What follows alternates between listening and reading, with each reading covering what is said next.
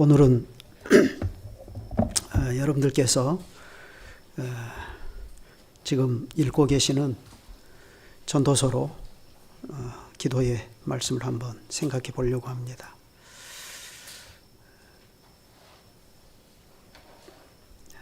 우리는 세상이 하나님의 말씀으로 지어졌고 또 하나님께서 이 세상을 그 주권대로 다스리신다는 사실을 잘 압니다.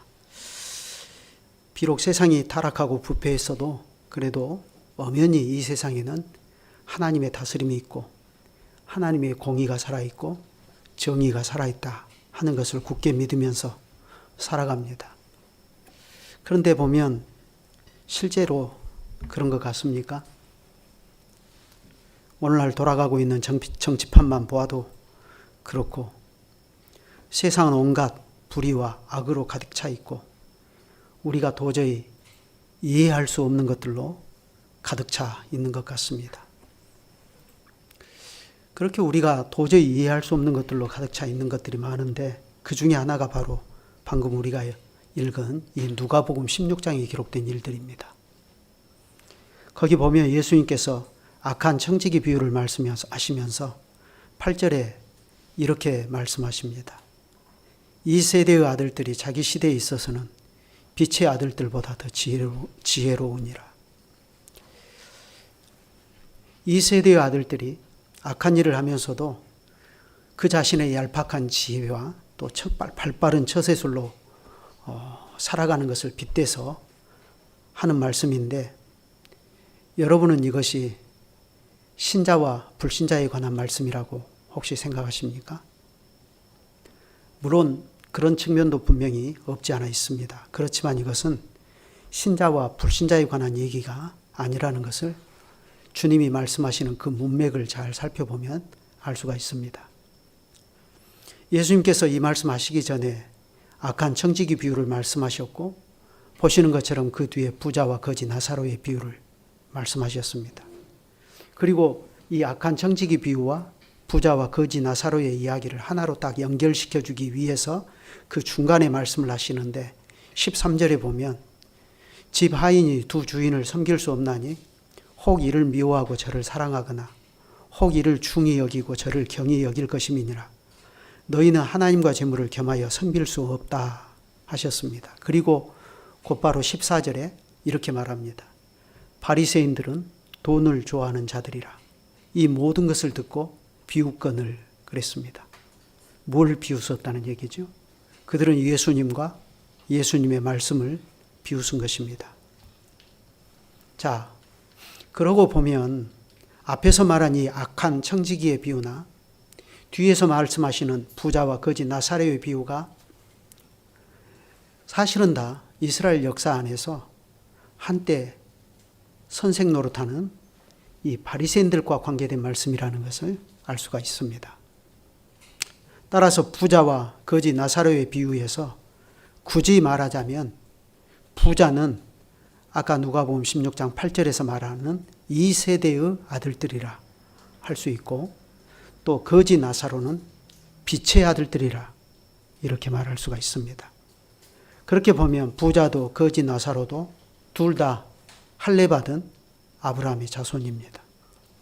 실제로 부자가 24절에 보면 아브라함을 가리켜서 이렇게 말하지 않습니까? 아버지 아브라함이여.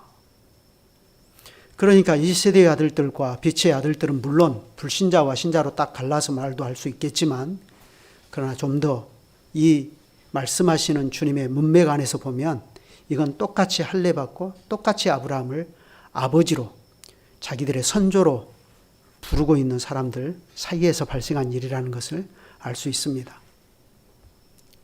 그런데 이 부자와 거지 나사로의 비유는 그들이 각각 죽어서 사후 세계에 그들의 처지가 어떻게 되었다. 이걸 말하려고 하는 것이 지금 이 말씀의 핵심이 아닙니다. 오히려 핵심은 어디에 있죠? 그들이 살아생전에 모세와 선지자, 다시 말해서 모세와 선지자로 말씀하신 하나님의 그 말씀에 대해서 어떻게 마음을 두고 살았는가, 그 태도를 가르치려고 하는 것이 이 본문의 교훈입니다. 물론 제가 이 말씀을 드리려고 하는 것은 아닙니다. 중요한 것은 이 세대의 아들들과 빛의 아들들이 똑같이 한 교회 안에서 발생할 수 있다는 사실입니다. 더 나아가서 주님은 이걸 빗대어서 이 세대의 아들들이 자기 시대에 있어서는 빛의 아들들보다 더 지혜롭다 하고 이렇게 말씀하신다는 사실입니다. 그런데 보면 주님의 이 말씀은 우리가 살아가는 이 현 시대가 세상에 속한 자들이 절대적으로 우수하고 빛의 아들들을 압도해버리는 시대라는 뜻이기도 합니다. 천지사방 어디를 보아도 그렇지 않습니까? 세상은 언제나 그랬지만 특히 지금은 같은 교회 안에서도 이 부자처럼 하나님의 말씀에 대해서는 귀를 닫아버리고 오히려 돈을 더 사랑하고 나가는 현실주의로 나가는 사람들이 심지어 교회 안에서조차도 절대적으로 우세한 시대입니다. 그리고 또 그러한 정신에 의해서 움직이는 교회들이 이 시대는 또 얼마나 많습니까? 이 시대는 하나님의 말씀을 좇아서 거룩하게 서 나가려고 하는 교회들보다도 세상의 물량주의와 세상이 자랑하는 힘을 좇아서 서 나가는 교회들이 훨씬 더 우세합니다. 그러고 보면 세상에는 하나님의 의와 선만 있는 것이 아니다 하는 것을 알 수 있습니다.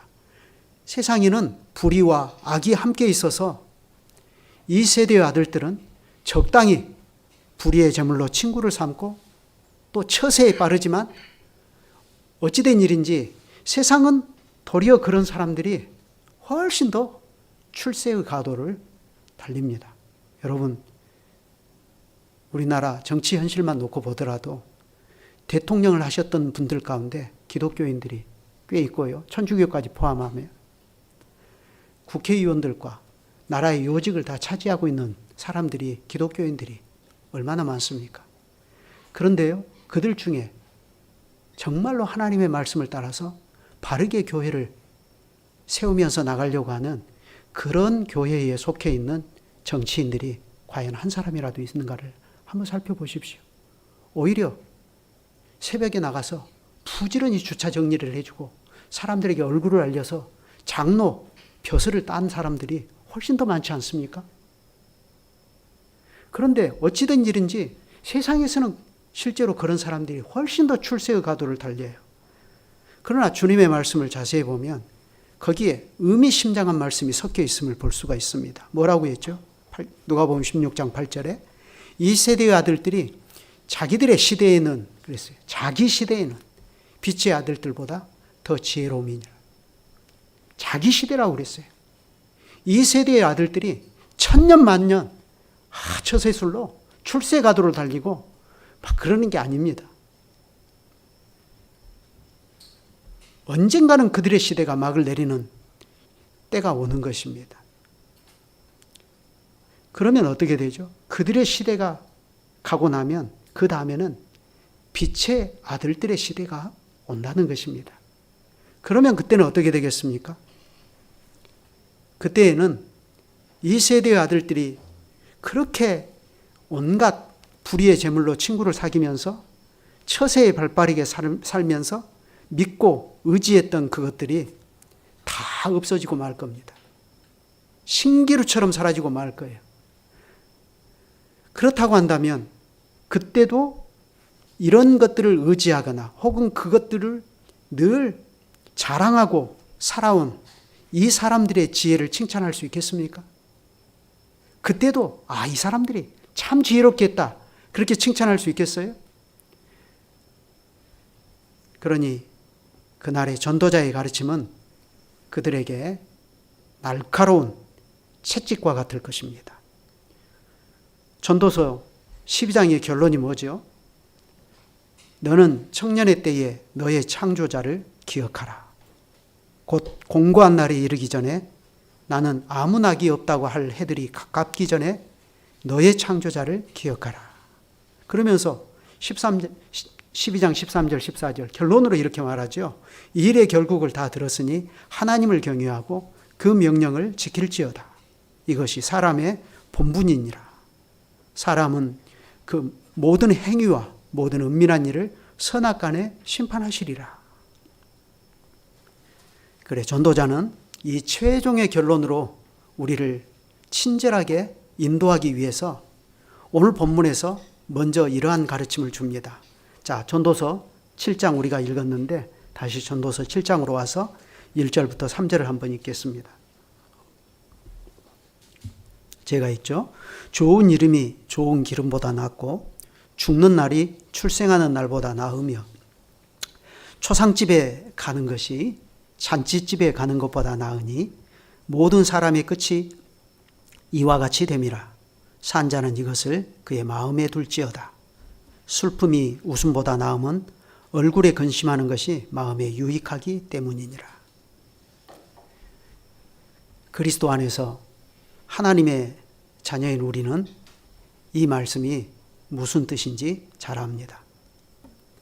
전도자가 우리에게 죽음을 항상 염두에 두고 살아라 하고 가르치는 것은 이 죽음이 우리 인생의 죄와 비참을 보게 하는 거울과 같은 역할을 하는 까닭입니다.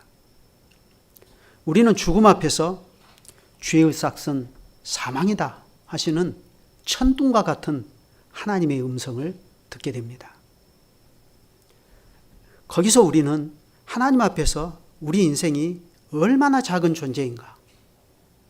사람은 여러모로 잘난 것 같아도 결국에는 진토에 불과한 것이고, 그래 마지막에는 한 줌 재로 흩날릴 티끌과 같은 존재다 하는 것을 깨닫게 되는 것입니다. 그러니 이런 티끌과 같은 존재가 어찌 스스로 지혜 있다고 하나님 앞에서 자랑할 수 있겠습니까? 이런 사람이 어떻게 자기의 그 티끌만한 지혜로 하늘의 하나님께서 행하시는 그 일들을 다 판단할 수 있겠다고 자신만만하게 생각할 수 있겠습니까? 그러니 이런 깨달음에 이르렀을 때 사람은 자기보다 강한 자와 능히 다툴 수 없다는 것을 알게 되고, 하나님께서 굽게 하신 것을 자기가 필 수 없다는 것을 깨닫게 됩니다. 자연스럽게 이런 깨달음은 사람을 하나님 앞에서 겸손하게 만들고 그 머리를 숙여서 하늘의 주님께 경배하게 만듭니다. 그러니 이런 사람은 하나님의 전에 들어갈 때 스스로 자기 발을 삼갈 수밖에 없다는 것도 깨닫게 됩니다. 가까이 하여 말씀을 듣는 것이 우매자의 제사 드리는 것보다 낫다고 하신 말씀에 전적으로 공감하게 됩니다. 그러니 그런 사람은 어떻게 합니까? 하나님 앞에서 함부로 입을 열지 않습니다. 급한 마음으로 분을 내지도 않습니다. 왜 그렇죠? 하나님은 하늘에 계시고 자기는 땅에 있는 지극히 작은 존재라는 것을 알기 때문입니다. 전도서 5장 1, 2절이 그 내용 아니었습니까? 그런데 실제로는 우리가 이런 믿음으로 하나님만을 오롯이 경외하면서 살기가 쉽냐면 그렇지 않다는 것에 문제가 있죠. 서두에서 말씀드린 것처럼 지금 이 시대는 이 세대의 아들들의 지혜가 빛의 아들들의 지혜를 압도해 버리는 것처럼 보입니다. 그들이 칭찬을 받아요. 어디를 가도 그들을 칭찬합니다. 그래 이러한 시대는 악과 불의가 섞여 있으며 모든 것이 이리저리 막 뒤틀려져 있습니다. 그러니 이런 시대에는 모세와 선지자로 말씀하신 그 하나님의 말씀에 마음을 두고 거기서 교훈을 받고 그 교훈에 늘 주의하면서 살아가는 사람은 그 처지가 자칫 어떻게 되기 쉽습니까? 거지 나사로처럼 되기 쉽습니다. 여러분, 거지 나사로가 왜 거지입니까? 그거 한번 생각해 보셨어요? 잠언에 그랬죠. 게으름이 사람으로 깊이 잠들게 하나니 해태한 자는 줄일 것이니라. 그러면 나사로는 게을러서 배짱이처럼 팽팽 놀다가 가난해졌습니까? 누가복음 16장 25절에 보면 거지 나사로가 왜 거지가 되었는지를 설명해 줍니다. 거기서 아브라함이 부자에게 뭐라고 하죠? 예, 너는 살았을 때에 내 좋은 것을 받았고 나사로는 고난을 받았으니 하고 이렇게 말합니다. 고난을 받았으니. 여러분, 사도시대에 고난받은 사람들이 왜 거지가 되었죠? 로마 황제가 퀴리오스인데 황제를 인정하지 않고 우리에게는 다른 퀴리오스가 있습니다. 하늘에 계신 영광의 주 그리스도십니다. 이걸 끝까지 이 믿음을 버리지 않았기 때문에 그들은 산업을 빼앗기고 재산도 빼앗기고 집도 빼앗기고 형제 자매를 다 잃고 거지가 됐어요. 그렇지 않습니까? 그러면 나사로는 무엇 때문에 고난을 받았죠? 나사로는 이 비유의 핵심인 모세와 선지자가 전하는 하나님의 이 말씀에 마음을 탁 두고 거기서 교훈을 받고 그 교훈으로 늘 인도함을 받으며 살려고 하다가 고난을 받은 것입니다. 나사로는 결코 게으름 때문에 가난하게 된 게 아니에요. 그런데 세상은 나사로를 어떻게 평가하지요? 미련하다. 이렇게 평가합니다. 미련하다. 여러분, 우리도 그렇지 않겠어요? 우리도 이렇게 살려고 하면 틀림없이 고난을 당합니다. 세상 어디를 가나? 세상은 우리들의 속에 있는 믿음을 마음껏 펼치면서 살 수 있는 세상이 아니라는 것을 우리가 지금까지 인생 살아오면서 너무나 잘 알지 않습니까? 심지어 그것은 어느 정도 이해할 수 있어요. 그런데 문제는요, 심지어 믿음으로 서 있는 교회라 하는 곳에서조차도 우리를 절망시켜버리는 것들이 참 많아요. 목사에게 실망하기도 하고요. 같은 교인들끼리 실망하기도 하고, 때로는 이 지상의 교회가 내부적으로 안고 있는 부패 때문에 우리 믿음이 장애물에 걸려서 좌초할 위기에 떨어지기도 합니다. 그럴 때 우리는 자칫 시험에 들어서 급한 마음으로 이런저런 말들을 막 쏟아내기 쉽죠. 그래서 전도서 5장 1절에서는 뭐라 했습니까? 너는 하나님의 집에 들어갈 때에 내 발을 삼갈지어다. 가까이 하여 말씀을 듣는 것이 우매한 자들이 재물 드리는 것보다 나으니 그들은 악을 행하면서도 깨닫지 못함이니라 했고, 2절에도 너는 하나님 앞에서 함부로 입을 열지 말며 급한 마음으로 말을 대지 말라. 하나님은 하늘에 계시고 너는 땅에 있음이니라 했습니다.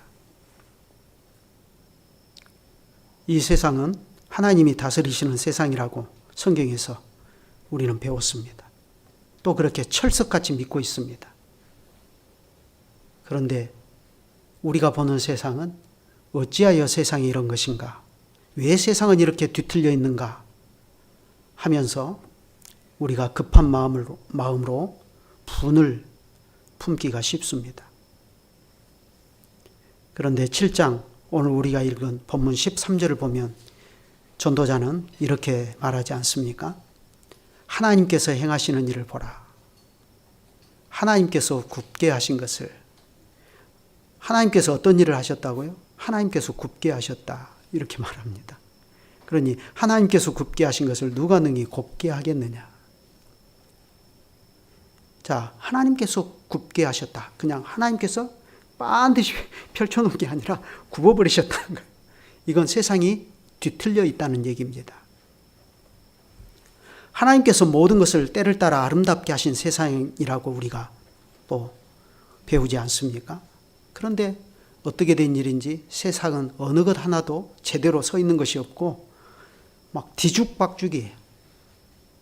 그러한 세상을 보면서 신자는 낙심하기 쉽고 시험에 들어서 급한 마음으로 판단을 하기가 쉽습니다. 그러한 것에 대해서 전도자는 오늘 본문에서 우리 영혼에 참된 양식이 되는 교훈을 가르칩니다. 8절을 보실까요? 이 일의 끝이 시작보다 낫고 참는 마음이 교만한 마음보다 나으니 급한 마음으로 노를 바라지 말라. 노는 우매한 자들의 품에 머무름이니라. 먼저 이 일의 끝이 시작보다 낫다 했는데 여기서 강조하는 것은 뭐겠어요? 이 일의 끝을 강조하는 것입니다. 다시 말해서 모순으로 뒤엉켜 있는 지금의 모습, 마치 하나님께서 이 세상을 그냥 굽어버리신 것처럼 보이는 그 현실만 보지 말고 하나님께서 다스리시는 궁극적인 세상의 끝을 봐보라는 것이에요.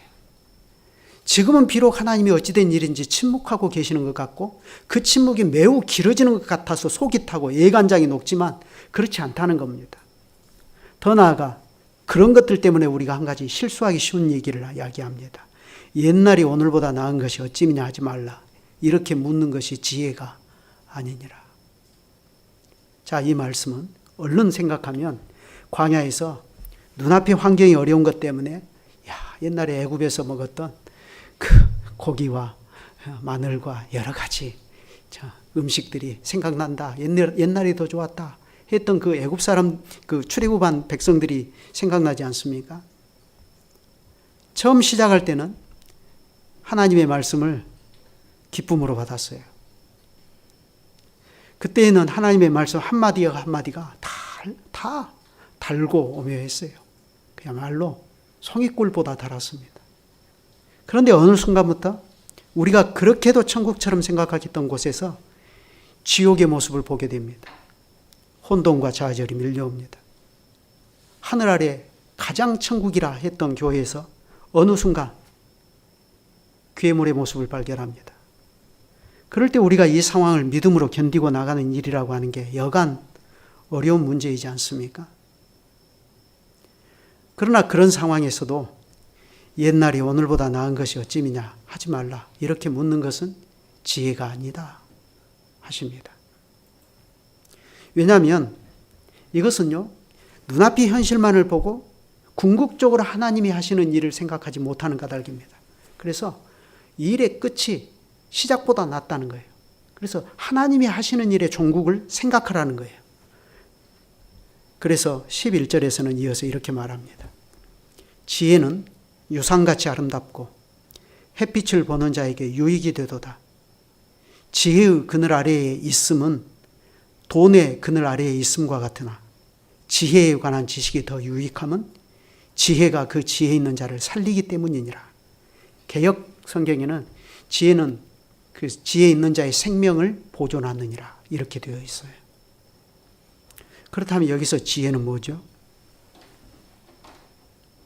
물론 전도서와 잠언 전체를 생각해 보면 지혜는 하나님을 경외하는 거죠.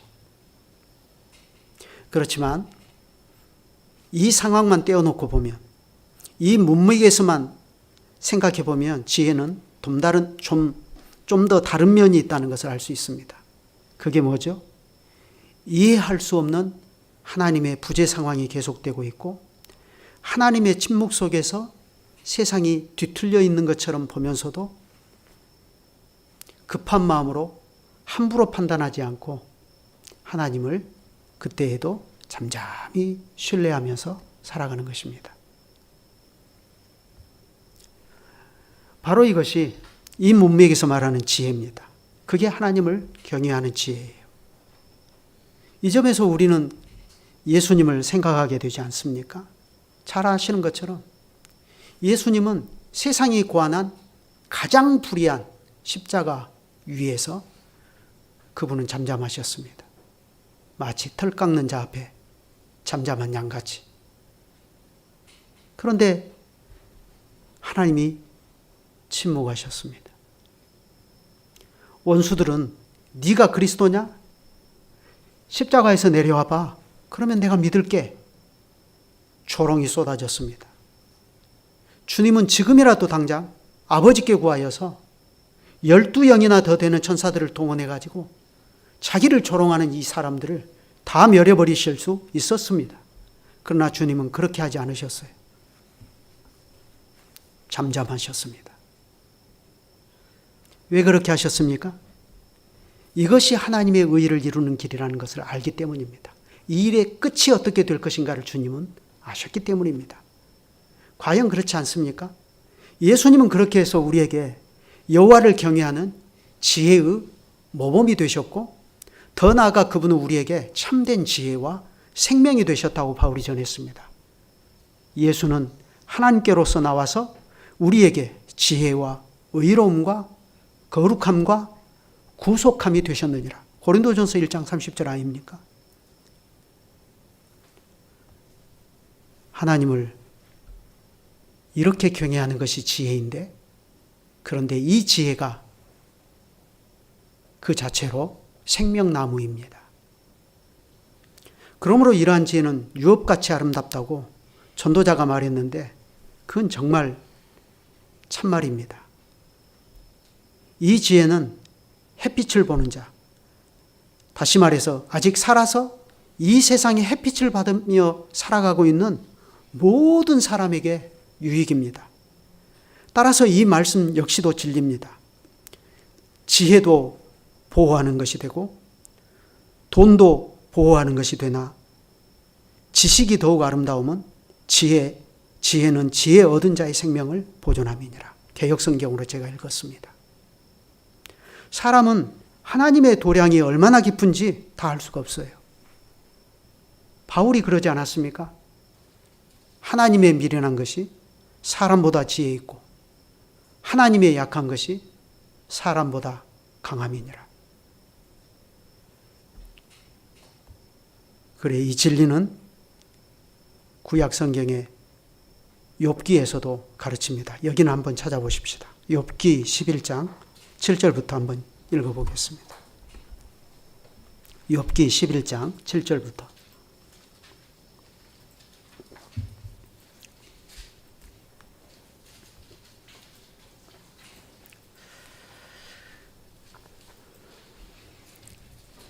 여기는 같이 한번 읽어보시죠. 7절부터 11절까지 읽겠습니다.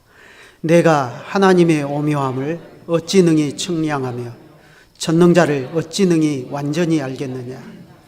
하늘보다 높으시니 내가 무엇을 하겠으며 수월보다 깊으시니 내가 어찌 알겠느냐.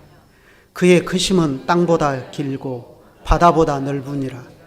하나님이 두루 다니시며 사람을 잡아 가두시고 재판을 여시며 누가 능히 막을 소냐. 하나님은 허망한 사람을 아시나니 악한 일은 상관하지 아니하시는 듯하나 다 보시느니라. 우리는 온통 뒤틀린 것뿐이고 하나님이 다스리시는 세상이 이래서는 안 된다 하면서 우리의 기대를 저버리는 것들을 많이 보면서 살아갑니다. 그러나 우리가 하나님의 깊은 도량을 다 알 수가 없지 않습니까? 하나님은 하늘에 계시고 우리는 땅에 있습니다.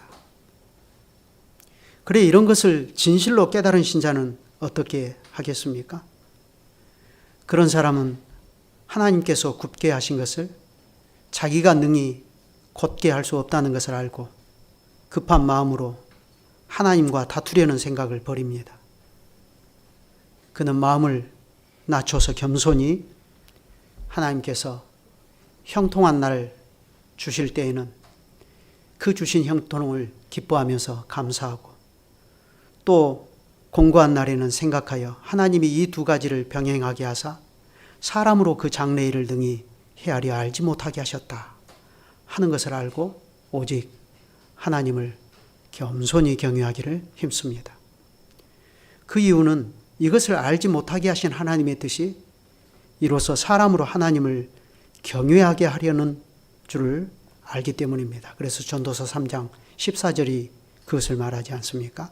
무릇 하나님이 행하시는 것은 영원히 있을 것이라. 더할 수도 없고 덜할 수도 없나니 하나님이 이같이 행하심은 사람으로 그 앞에서 경외하게 하려 하심인 줄을 내가 알았도다. 여러분, 이게 지혜입니다. 이러한 지혜는 이 지혜를 얻은 자의 생명을 보존합니다. 그리고 이것이 바로 지혜의 참된 가치입니다. 지혜의 진정한 가치는 생명을 보존하는 것이에요. 그러므로 전도자가 가르치는 지혜의 성격과 그 본질이 무엇인가 하는 것을 우리가 여기서 알 수 있습니다. 그것은 바로 하나님을 경외하는 자의 생명을 보존하는 것입니다. 같이 기도하겠습니다. 거룩하신 하나님, 우리는 지극히 작은 인생들로서 하나님의 깊고 넓고 높은 도량을 다 알지 못하는 인생들입니다. 우리는 죄인들이고 본성이 부패한 자들로서 하나님은 하늘에 계시고 우리는 땅에 있습니다. 이 기본적인 사실을 잊어버린 채 우리가 눈앞에서 목격하는 세상의 불의와 뒤틀려져 있는 것들을 보고 급한 마음으로 말을 내기가 쉽고 제 성격에 못 이겨서 너무 쉬운 판단을 함으로 진리의 길에서 떠나버리는 일들도 심지어 발생합니다. 실제로 이러한 것이 우리에게는 감당하기 어려운 것이지만 그럼에도 불구하고 저희는 믿음의 주요 온전케 하시는 이인 예수 그리스도를 바라보고 이 눈물골짜기와 같은 세상도 견디며 나아갈 수 있음을 고백합니다. 주님께서 저희를 이러한 믿음으로 오늘까지 잘 붙들어 주셨기에 우리 곁에서 이처럼 바람이 불고 창수가 날 때에도 저희가 이렇게 하나님을 경외하는 거룩한 교회로 모일 수 있음을 인하여 주께 감사를 드립니다. 계속해서 이 교회에서 하나님을 경외하는 자의 생명을 보존하는 지혜의 말씀이 전파될 수 있도록 하여 주시고 그래서 하나님께서 온갖 것들을 뒤틀리게 하신 세상일지라도 그러나 주님의 말씀이 참된 지혜의 말씀으로 베풀어지는 그 자리에서 우리는 하나님의 뜻을 배우면서 잠잠히 하나님을 경외하는 길로 더욱 힘써 나가게 하시옵소서. 주 예수 그리스도의 이름으로 기도드립니다. 아멘.